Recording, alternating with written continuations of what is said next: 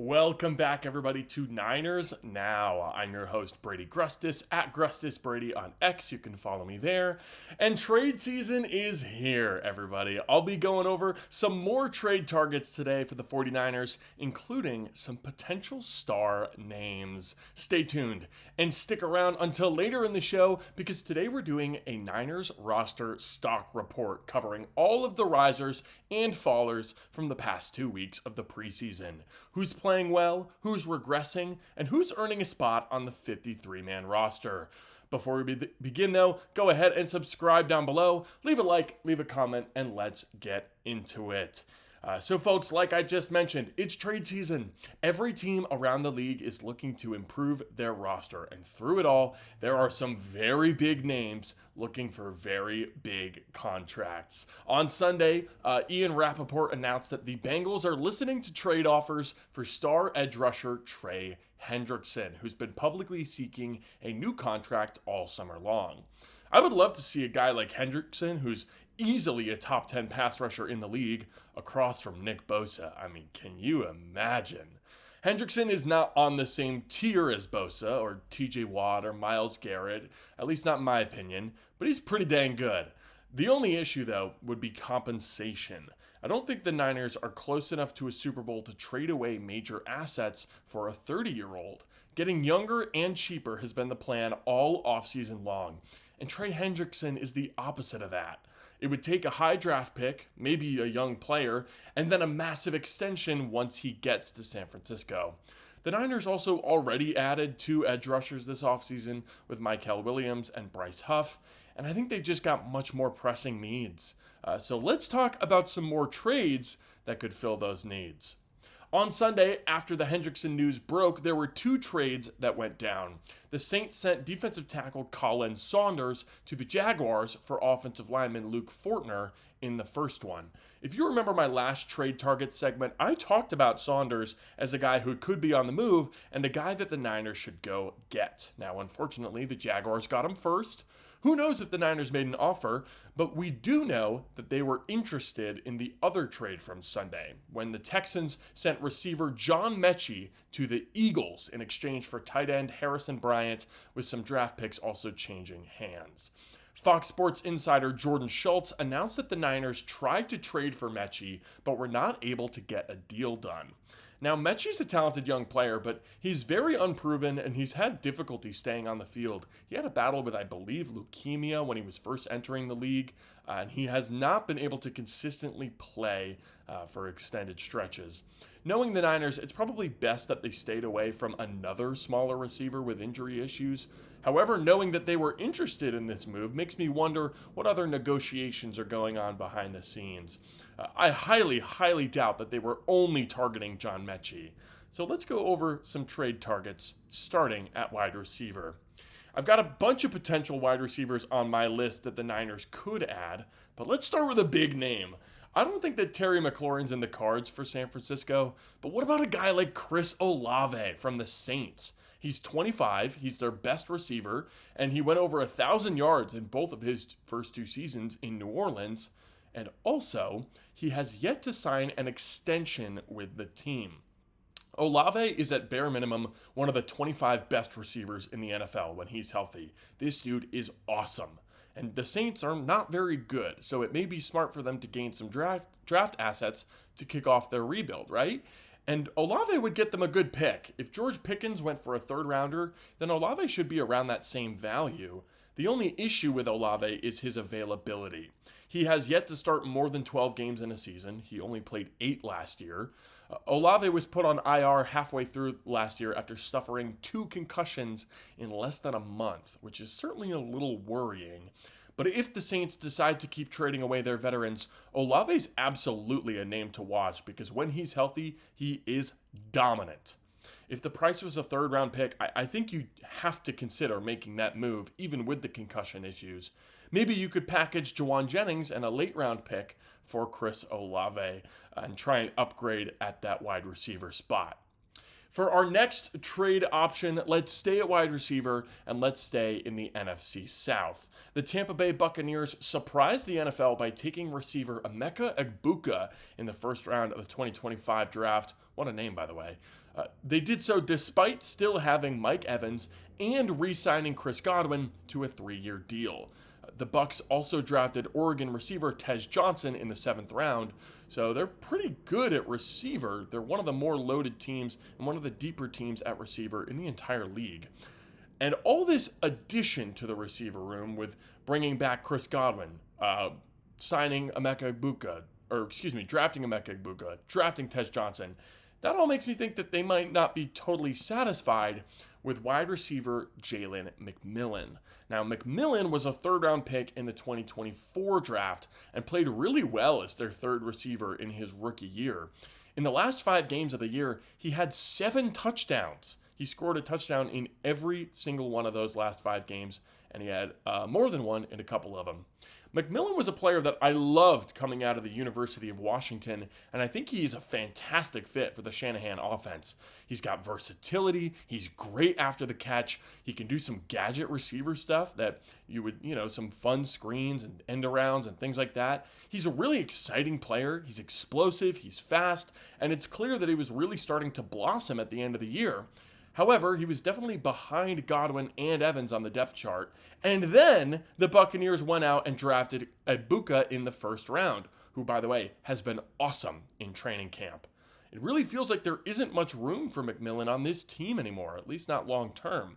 So I would love if the Niners traded for Jalen McMillan. As for the value, it's hard to say exactly what this would take, but my best guess would probably be a decent pick and a player. My offer would be a 4th-round pick and linebacker Chaz Surratt. Surratt is probably not making the team, but I think he could beat out the Bucs' depth linebackers and be a solid backup for them in Todd Bowles' defense. And they'd still get a nice mid-round pick out of it. Remember, McMillan was a 3rd-round pick, and they're getting a 4th-round pick in return, so not terrible. Plus, Jalen McMillan's from Fresno. It'd be a nice little homecoming for the California kid. Now let's talk about one more trade. And now that Colin Saunders is unavailable, I want to go back to the defensive tackle room. And let's get crazy, people. Let's go star hunting. Let's go get Quinnen Williams from the New York Jets. Williams was picked number 3 overall right after Nick Bosa in that loaded 2019 draft class. And he's in his prime right now. 28 years old and under contract for 3 more seasons. But in all honesty, Williams is not being paid that much compared to the other elite defenders in the league. He's making $21.5 million this year, $26.5 million next year, and then the last year of his deal is $30 million, but he's got a really minor penalty if you decide to move on from him. He was obviously dominant under Robert Saleh, and he's one of the best defensive tackles in the league. So why would the Jets trade him? Well, there's a new coach and GM in town, Aaron Glenn and Darren Mogi, I believe is how you say that name. Neither of them were responsible for drafting Quinnen Williams or for giving him all that money with his extension. Plus, Quinnen had a bit of a down year by his standards last season. He only had a 69 PFF grade, which puts him outside the top 30 at defensive tackle. He still had 54 pressures, which is very good, but his pressure rate dropped significantly, down to 8%. I think he clearly struggled with the transition from Saleh to their interim head coach Jeff Ulbrich, and I think with a new regime in New York, they may be hesitant to pay him elite money for only solid production. So if Quinnen is traded, the Niners are the perfect destination. They have Robert Saleh.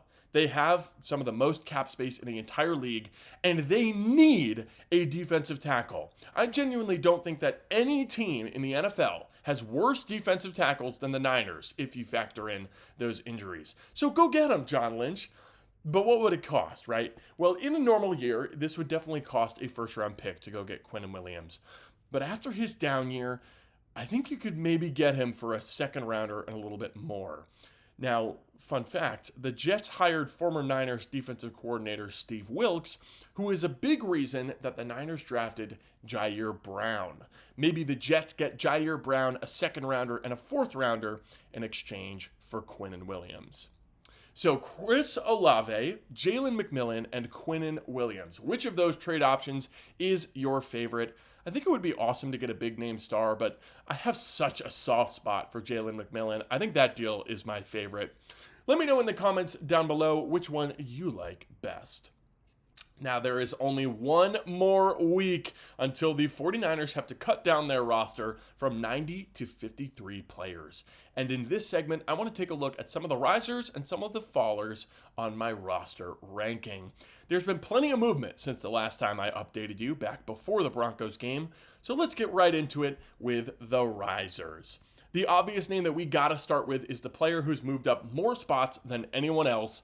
It's nickel cornerback Chase Lucas. This dude has been playing out of his mind in the preseason. And if you listen to him talk about his mentality, it's absolutely awesome. He said that this year he was sick and tired of sitting on the sidelines, and he was going to make it his mission to make this team. He even predicted his interception the night before the Raiders game.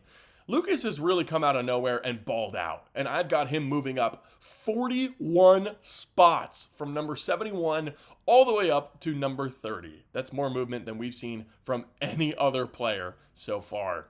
Lucas will, in all likelihood, make this team, and he may even play real snaps. We've talked about it on the channel before, but I think he's going to be a contributor for the 49ers.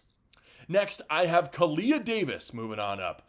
Davis has been running with the starters at defensive tackle for quite a while now, with both Jordan Elliott and Kevin Givens dealing with injuries. And Davis is really starting to take advantage of those snaps. He's looked explosive and fast as a pass rusher, and at least occasionally effective against the run. Even if he can't really hold up against those double teams, he's a nice penetrator and is able to scrape along the line to make some backside plays. He made a nice one against the Raiders. The Niners are going to need a big year from Davis with how thin this defensive tackle room is, and it looks so far like he's ready to deliver one. I'm moving him up 13 spots from number 56 to number 43. Now, the next riser I have, Connor Colby, has been a real bright spot for the offensive line. Early in camp, I thought that Colby was going to be a cut candidate, maybe a practice squad guy, and regardless, I thought his career in San Francisco would be short-lived. But in the preseason, he's really shown. He earned the backup left guard spot, and he's been showing some really nice moments of pass protection, being one of PFF's highest graded rookie offensive linemen in the league. He's definitely still got a ways to go. He needs to improve his run blocking, and he's not perfect as a pass protector either, but it does look like he's on his way to making this team, and because of that, I moved him up 14 spots from number 68 all the way up to number 54. One more riser to talk about now. This player had an awesome game against Denver and a pretty solid game against Vegas as well. It's safety Marquis Siegel. He's moving up 9 spots from number 51 to number 42. And I think that there's a very real chance that Siegel gets a starting safety spot in week 1. His speed has really shown up on the field, and he's a big hitter too. He's been really good with his run fits and had a great big third down stop against the Raiders' starting offense when he tackled Raheem Mostert in space. Not an easy play to make, but he did it, and I believe he forced a punt on that play. He's not been perfect in coverage, right? He gave up a first down also in the Raiders game, and, that's something he needs to work on. But I certainly did not expect this level of play from Siegel this early, and it's coming at a really opportune time. Both Jason Pinnock and Richie Grant are currently hurt, so Siegel is getting a lot of reps with the starters at safety, and I think that's going to continue once those guys return too. If the Niners can develop Siegel and Malik Mustafa as their starting safety duo for the long term, I'd be able to sleep pretty soundly at night. Now, let's go to the fallers. Another very big mover, unfortunately, is defensive tackle Evan Anderson. Anderson is moving down once again. He was a big faller in the last segment, of the last issue of this segment, and he's moving down again. In my first rankings update, he dropped 16 spots, and it's clear that I did not drop him enough. So he's moving down another 23 spots from 39 all the way down to 62. No one in my rankings has moved down further than Evan Anderson. He's in a bad sophomore slump. It's not good. He was a fairly exciting contributor last year on a team that really needed some, and with this giant void at defensive tackle, he was supposed to fill in and take a leap, but he really has not. He's been hurt, he's been buried on the depth chart, and he's been ineffective every time we've seen him. I think the chances of Anderson being left off the 53-man roster are growing every week. He could really use a strong showing against the Chargers to lock in that roster spot. Now, this next player that I have, I think, has officially lost any hope of earning a roster spot, is offensive tackle Isaiah Prince, who had 3 horrific false start penalties against the Raiders. All 3 of them were in the red zone. And that could have cost the 49ers the game if it weren't for some Jake Moody heroics right at the end there. The backups at offensive tackle are not exactly a strength of the Niners roster, so there was definitely room for Prince to earn a spot if he played well. But so far, he's done the opposite. So I'm dropping him 10 spots down to number 87. And for my last follower, this one is weird. I just wanted to briefly talk about Fabian Moreau, who was signed, immediately injured, and has been completely absent ever since. I feel like we've never heard a thing about Fabian Moreau since that injury. I don't know what injury it is. I don't know how long he's expected to be out. And I've been looking for this information. It's a complete mystery right now. So I feel like I just have to drop him. He's now the lowest ranked cornerback on the roster after dropping 15 spots down to number 80. So that's it for this episode, folks. Is there anyone that you think is really raising or dropping their stock in this preseason? Anybody that I forgot to mention? Let me know down below. Leave a comment, leave a like, and let me know if there's any topics that you'd like to see me cover. Thank you all for watching, and subscribe for 49ers videos 5 days a week. I'm Brady Grustas at GrustasBrady on X. This has been Niners Now, and I'll see you tomorrow.